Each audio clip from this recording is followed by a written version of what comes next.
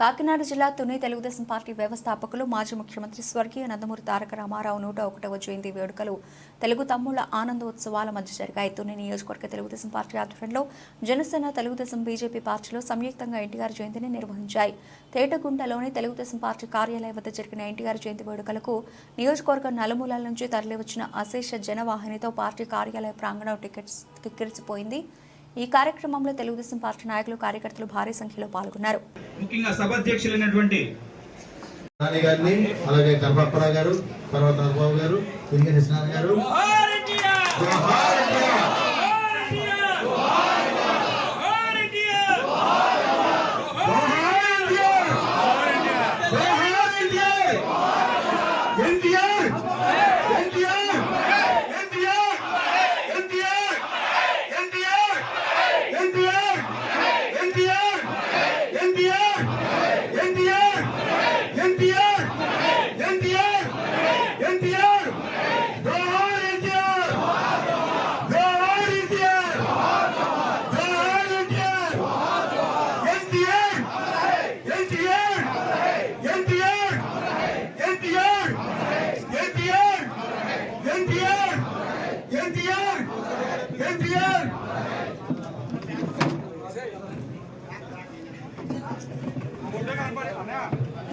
భూమి నా దేశం సదాసరమి, పుణ్యభూమి నా దేశం నమో నమామి, ధన్య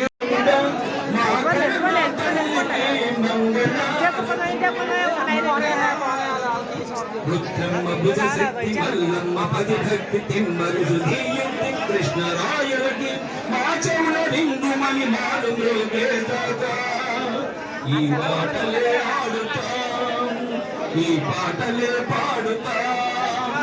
జై తెలుగు తల్లి, జై తెలుగు తల్లి, జై తెలుగు తల్లి, జై తెలుగు తల్లి, జై తెలుగు తల్లి, జై హింద్.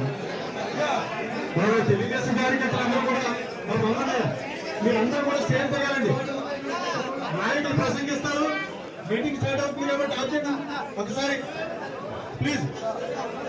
నాయకులు ప్రసంగిస్తారు కాబట్టి కార్యకర్తలందరూ కూడా తమ తమ సీట్లలో కూర్చోవాలి. కూర్చోండి.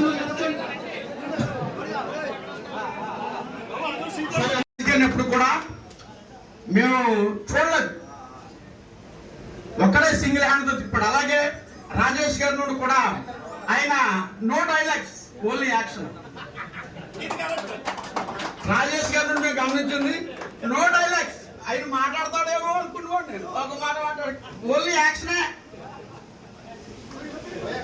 అలాగే ఇంకొకటి గమనించింది, మేము కొన్ని సీనియర్లుగా గమనించింది ఏంటంటే ప్రతి పక్ష వాళ్ళు మన దివ్య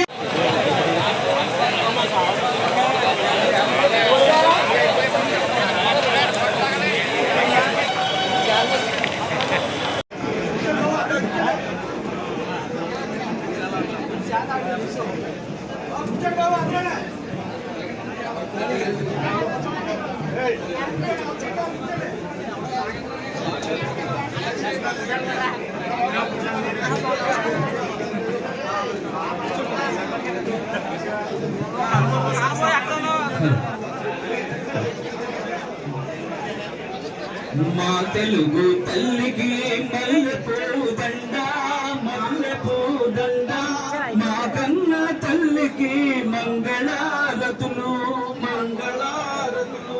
కడుపులో బంగారు, కనుచూపులో కరుణ, చిరునవ్వులో చిరును తరలించు మా తల్లి.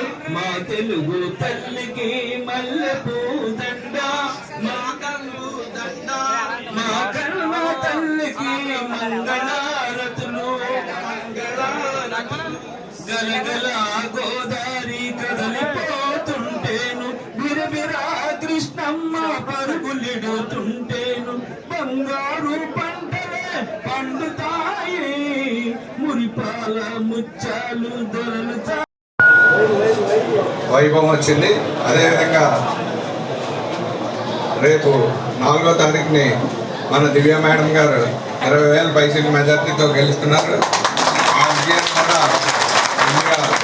మనందరూ కూడా అదే విజయం ఈరోజు సెలబ్రేషన్లో భాగంగా కూడా అది కూడా జరుపుకోవాలని కూడా ఈ సందర్భంగా కోరుకుంటున్నాం.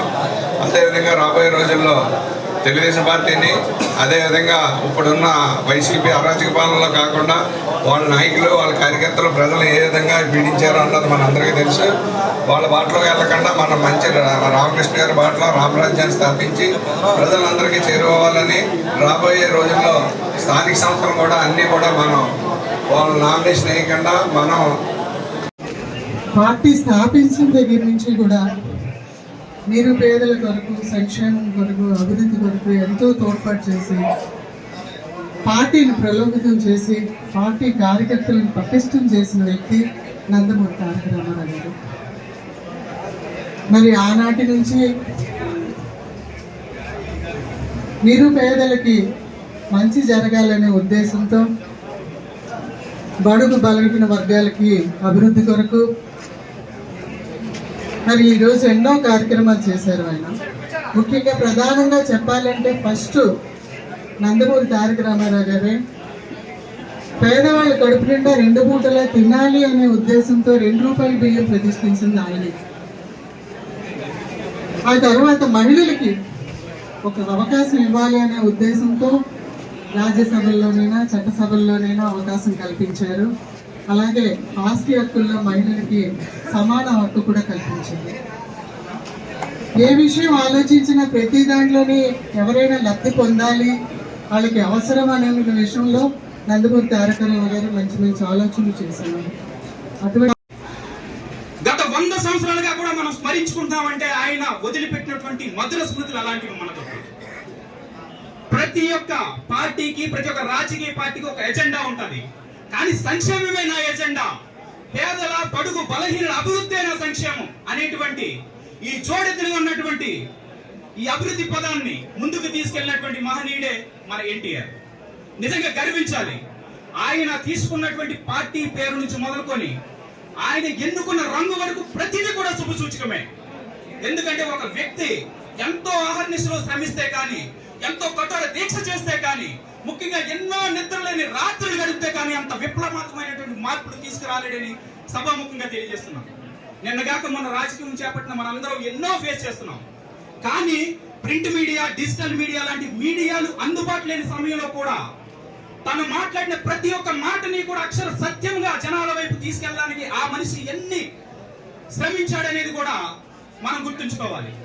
వెండి తెరపై ఒక వెలుగేటువంటి మనిషిని, నిజంగా ముఖానికి రంగేసుకునే వ్యక్తి నువ్వేమి రాజకీయం చేయగలవు అనేటువంటి విమర్శలు పొందినటువంటి వ్యక్తి వచ్చి చాలా తక్కువ నిడివిలో 9 నెలల సమయంలో కులాహంకారంగా ఉన్నటువంటి, జాత్యహంకారంగా ఉన్నటువంటి మన ఉనికిని మనం కోల్పోతున్నాం. తెలుగువాడి యొక్క వాడి వేడి దిశలో వ్యాప్తి చెందాలి. నా తెలుగువాడు ఎక్కడున్న గర్వంగా శబాష్ తెలుగువాడని కాలరెత్తుకోవాలని చెప్పి మన వంతు ముందు కాలు ఎగరేసినటువంటి వ్యక్తి. ఆ రోజు నిజంగా అధికారంలో ఉన్నటువంటి పార్టీని కూరదోడుతూ, ముఖ్యంగా తను సవాల్ చేస్తూ నిలబడి తను నిలిచిన విధానం మనకు ఒక ఆదర్శం. ఇప్పుడు ప్రతి ఒక్క రాజకీయవేత్త కూడా ఒక విషయాన్ని ప్రతి ఒక్క రాజకీయవేత్త కూడా ఒక విషయాన్ని 10 మందికి తీసుకెళ్ళడం అంటే చాలా సింపుల్ అండి. ఒక వాట్సాప్ లో ఒక చిన్న పోస్ట్ పెడితే అది 100,000-1,00,000 మందికి వితిన్ సెకండ్స్ లో చేరుతుంది. కానీ అటువంటి సమయంలో ప్రింట్ మీడియా కూడా అందుబాటులో లేని సమయంలో 1993లో నిజంగా పార్టీని పెట్టి, పార్టీని మాత్రం ఈ విధంగా నడిపి ప్రతి ఒక్క కార్యకర్తను కూడా ఒక నిబద్ధత కలిగినటువంటి నాయకుడిగా నిలబెట్టిన పార్టీ మన తెలుగుదేశం పార్టీ. నిజంగా గర్వించాలి. ఈ జెండా మోస్తున్నందుకు, ఈ జెండా కింద మనం ఉన్నందుకు. ముఖ్యంగా ఒక మహిళల సంక్షేమం కానీ, మహిళల యొక్క అభ్యున్నతి కానీ, మహిళలకు ముఖ్యంగా ఆస్తి హక్కులో కావలసిన రిజర్వేషన్ కూడా ప్రవేశించిన మహనీయుడు మన ఎన్టీఆర్. ఆయన ఒకటి కాదు, తీసుకున్న ప్రతి ఒక్క నిర్ణయం ఒక సంచలనాత్మకమే. కాబట్టి అటువంటి ఆచరణాత్మకమైనటువంటి ప్రయోగాలన్నీ కూడా మన దృష్టిలో ఉంచుకొని రానున్న భవిష్యత్ తరాల వరకు మనం పనిచేయాలని, ముఖ్యంగా పసుపు సైనికులుగా మన యొక్క కార్యాచరణ ఉండాలని, అదేవిధంగా ఈ యొక్క సమయంలో ఆ యొక్క నిడివిని కొనసాగిస్తూ మన చంద్రబాబు నాయుడు గారు పథకాలు చేపట్టిన ప్రతి ఒక్క నిమిషం నుంచి కూడా అభివృద్ధిని, సంక్షేమాన్ని రెండింటినీ కూడా కొనసాగిస్తూ అదే లెగసీని కంటిన్యూ చేస్తున్నటువంటి ముఖ్యమైన వ్యక్తి.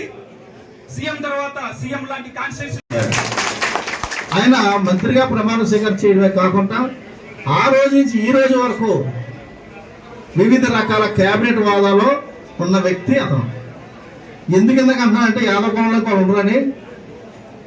అందరూ యాదవ కులంలో ఉండొచ్చు, అందరూ ఎమ్మెల్యేలకి చదవచ్చు, అందరూ కూడా డాక్టర్ చదవచ్చు, కానీ ఎమ్మెల్యే కూడా గెలవచ్చు, లేదు మంత్రిగా కూడా చేయొచ్చు.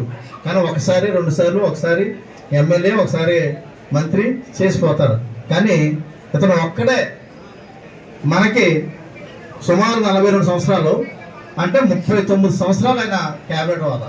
ఓన్లీ ఒక 3 సంవత్సరాలు లేదు. కానీ ఆయన అధికారం ఉన్నా ప్రతిపక్షమైనా, అధికారమైనా ప్రతిపక్షమైనా ఎప్పుడు క్యాబినెట్ హోదా.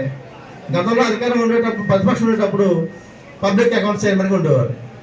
ఇప్పుడు అధికారం లేదు, ఇప్పుడు ఉన్నారు శాసనమండలి ప్రతిపక్ష నాయకుడిగా ఉన్నారు. అంటే ఎప్పుడూ క్యాబినెట్ హోదా.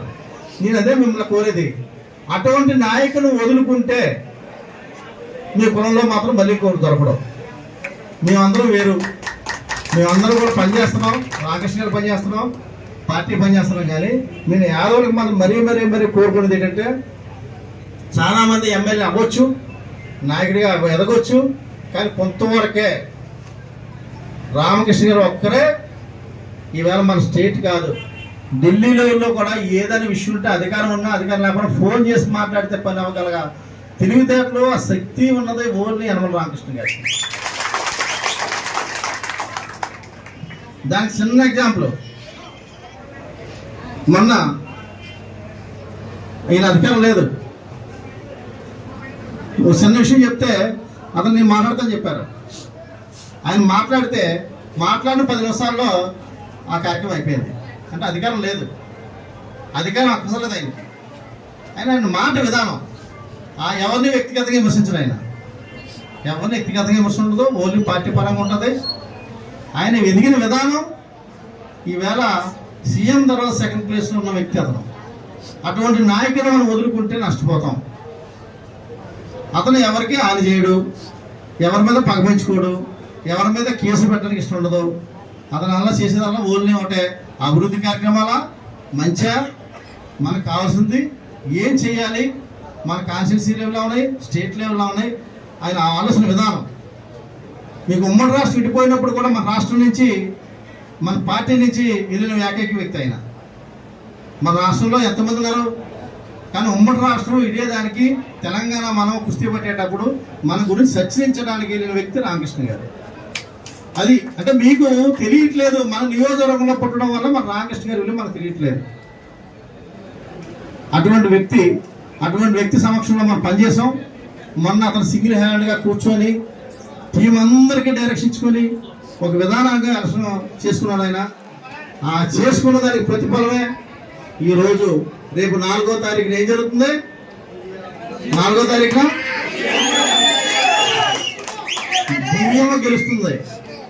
దివ్యమ గెలుస్తుందంటే మనకి తుని నియోజకవర్గం 2 నెలల కింద చూసుకుంటే మనం గెలవన్న నియోజకవర్గం నుంచి గెలుస్తామన్న నియోజకవర్గానికి తీసుకొచ్చిన ఘనత ఓన్లీ అనుభవం.